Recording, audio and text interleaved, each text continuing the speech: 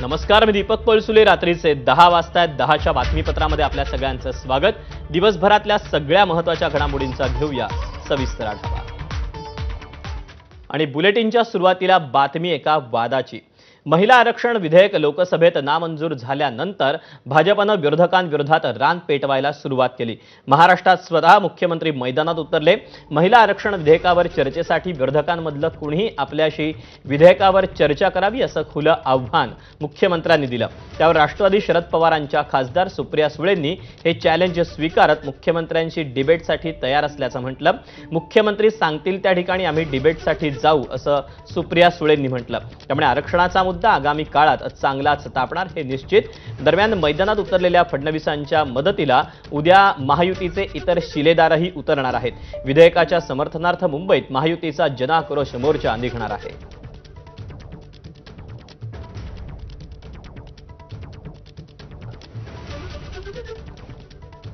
मी तर आज त्यांना ओपन चॅलेंज देतो, ओपन चॅलेंज की माझ्या स्तरातल्या कुठल्याही त्यांच्या नेत्यांनी माझ्यासोबत महिला विधेयकाच्या संदर्भात ओपन डिबेट करावी.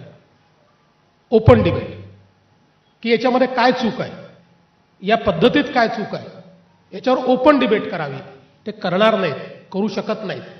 मैं बड़ी विनम्रता से कहना चाहती हूँ कि माननीय मुख्यमंत्री जी वो मेरे से ज़्यादा व्यस्त है. वो जहाँ कहेंगे मैं खुद पहुँच जाऊंगी और एक अच्छी चर्चा हो सकती है. जहाँ उनकी अगर कुछ गलतफहमियां हो भारत सरकार के बारे में, तो मैं बड़ी विनम्रता से फैक्चुअल पोजीशन जो हुई है, जो पार्लियामेंट में हुआ है, जो भारतीय जनता पार्टी से मेरी भी बात हुई है, हमें क्या कहा गया, हमें क्या कहा गया और बिल में क्या आया, मैं बड़ी विनम्रता से दिल्ली की सारी बात माननीय मुख्यमंत्री से बड़ी विनम्रता से मैं उनको कभी भी कह सकती हूँ जब उनको टाइम हो.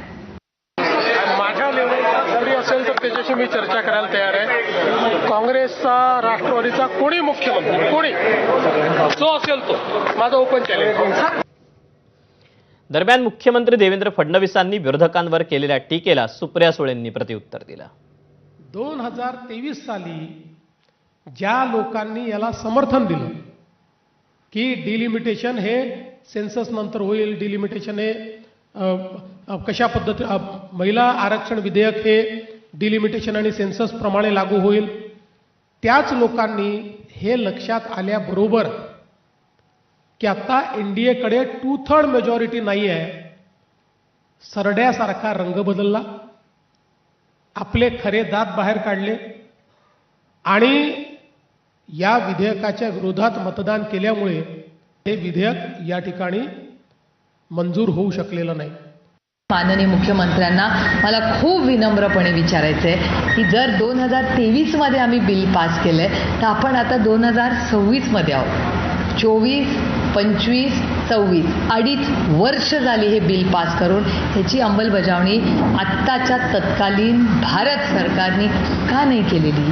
त्याच्यानंतर एवढी इलेक्शन झालेल्या बिलावर परत चर्चा कसली? कारण का हे बिल महिला आरक्षणाचं बिल नव्हतं, हे बिल डिलिमिटेशनचं होतं. त्यामुळे कॉन्स्टिट्यूशन अमेंडमेंट जे करायचं होतं नारी शक्ती 33% आरक्षणाबद्दल, ते आम्ही 3 वर्षापूर्वीच एक मताने केलंय आणि विरोधाचा विषय येतोच कुठे. दरम्यान काँग्रेस खासदार प्रणिती शिंदेंनी पत्रकार परिषद घेऊन सत्ताधाऱ्यांवर टीका केली. यावर भाजपच्या महिला प्रदेशाध्यक्ष चित्रा वाघ यांनी काय प्रत्युत्तर दिलं ते पाहूया. महिलांना नेहमीप्रमाणे पुढे करून हे डिलिमिटेशन बिल पारित करण्याचा अतिशय घाणेरडा असा प्रयोग मोदीजी, अमित शहाजी आणि पूर्ण बीजेपी करत होते. ते बॅकफूटवर गेलेत आणि म्हणून हे जे आज तुम्हाला दिसतंय, मुख्यमंत्री प्रेस कॉन्फरन्स घेत आहेत, इतर सगळे मोदीजींनी काल खूप म्हणजे इमोशनल म्हणावं प्रयत्न केला, पण ते आता त्यांचे ते गिमिक्स ज्याला म्हणतात ते काम करणार नाही आहे. कारण का त्यांचा खोटा चेहरा जो आहे तो आता उघड पडला आहे. त्यांचे सगळे जे कट कारस्थान आहेत महिलांच्या विरोधात ते सगळे उघड पडलेत आणि आता काही चालू शकणार नाही. हा त्यांचा डेस्परेट अटेम्प्ट होता, लास्ट अटेम्प्ट होता, पण काही नाही, आता ते पूर्णपणे उघड पडलेत.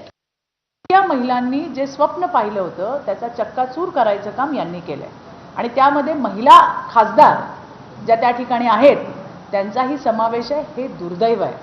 जल्लोष केला गेला त्या ठिकाणी, हे आणखीन दुर्दैव आहे. आणि म्हणून तुमच्या माध्यमातून मला त्यांना सांगायचं आहे, नक्की जल्लोष कराच तुम्ही. आता देशातल्या आणि राज्यातल्या महिलांचा शंखनाद तुम्हाला ऐकायला येईल. जो शंखनाद तुम्हाला स्वस्थ बसू देणार नाही. उद्या बारामतीत सुप्रिया सुळे आणि मुख्यमंत्री देवेंद्र फडणवीस एकाच मंचावर येण्याची शक्यता आहे. कारण उद्या बारामतीत